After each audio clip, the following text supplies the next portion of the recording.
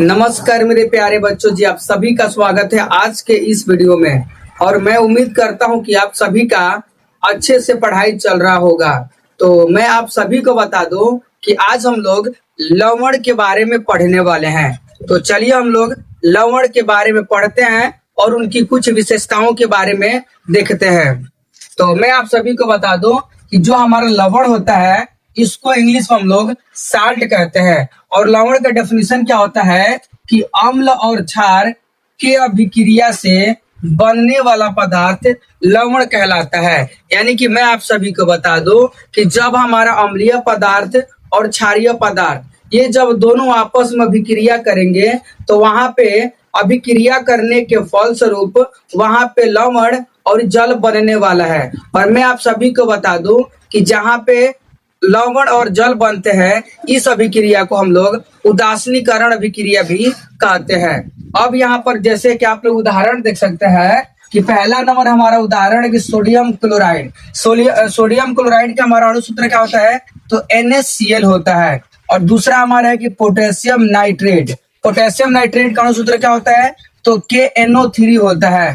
तीसरा हमारा है कि कॉपर सल्फेट। और कॉपर सल्फेट का क्या होता है अणुसूत्र CuSO4 होता है। और चौथा नंबर हमारा उदाहरण है कि सोडियम कार्बोनेट। और सोडियम कार्बोनेट का अणुसूत्र क्या होता है तो Na2CO3 होता है। यानी कि मैं आप सभी को बता दूं ये जितने भी लवण है इसमें हमारा अम्लीय और क्षारीय दोनों का गुण पाया जाता है। अब मैं आप सभी को बता दूं कि इनकी विशेषताएं क्या होती है। तो देखिए लवण की जो सबसे पहली विशेषता होती है कि अम्ल और क्षार के विक्रिया से बनता है। यानी कि जहां भी लवण बनेगा वहां पे अम्ल और क्षार दोनों प्रकार के पदार्थ मिलकर तो वहां पे लवण का निर्माण करने वाले हैं। इनका दूसरा क्या विशेषता है कि अधिकांश लवण ठोस और क्रिस्टलीय होते हैं। यानी कि मैं आप सभी को बता दूं जितने भी लवण होते हैं वो सभी के सभी क्या होते हैं तो ठोस की अवस्था में पाए जाते हैं। इनकी तीसरी विशेषता है कि कई लवण है जो पानी में घुल जाते हैं। जैसे कि आप सभी मान लीजिए जो हमारा नमक होता है वो भी हमारा क्या होता है कि तो लवण होता है। लेकिन जब भी उसको हम लोग जल में डालते हैं तो क्या होता है तो हमारा घुल जाता है यानी कि घुलनशील हो जाता है। चौथा नंबर हमारा क्या है इसका विशेषता कि लवण का रंग अलग अलग होता है। यानी कि मैं आप सभी को बता दूं कि जब भी हम लोग अम्ल और क्षार की जब अभिक्रिया करेंगे तो जैसा पदार्थ होने वाला है वैसा उसका रंग क्या हो जाएगा बदल जाने वाला है।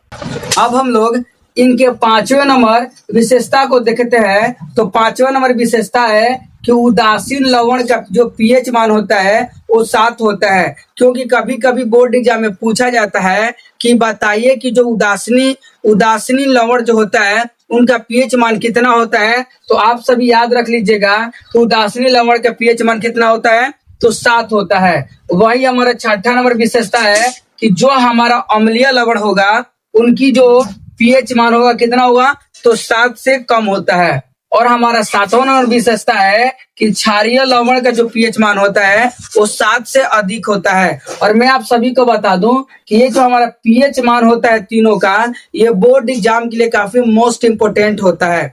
चलिए अब हम लोग कुछ समीकरण को देख लेते हैं। जैसे कि यहाँ पर हमारा दिया है कि अम्ल प्लस क्षार। यानी कि जब हम लोग अम्लीय पदार्थ और क्षारीय पदार्थ जब इन दोनों को रिएक्शन कराएंगे यानी कि अभिक्रिया कराएंगे तो वहां पर हमारा क्या नया पदार्थ बनेगा तो हमारा बनेगा लवण बनेगा।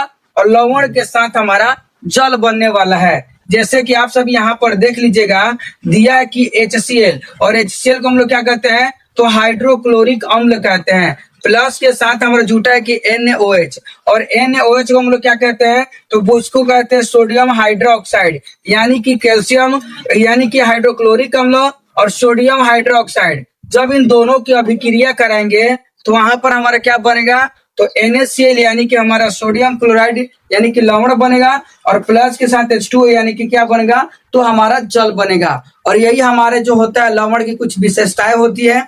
तो आप सभी को समझ में आया होगा तो इस वीडियो को लाइक कीजिएगा और अपने दोस्तों के पास शेयर कीजिएगा।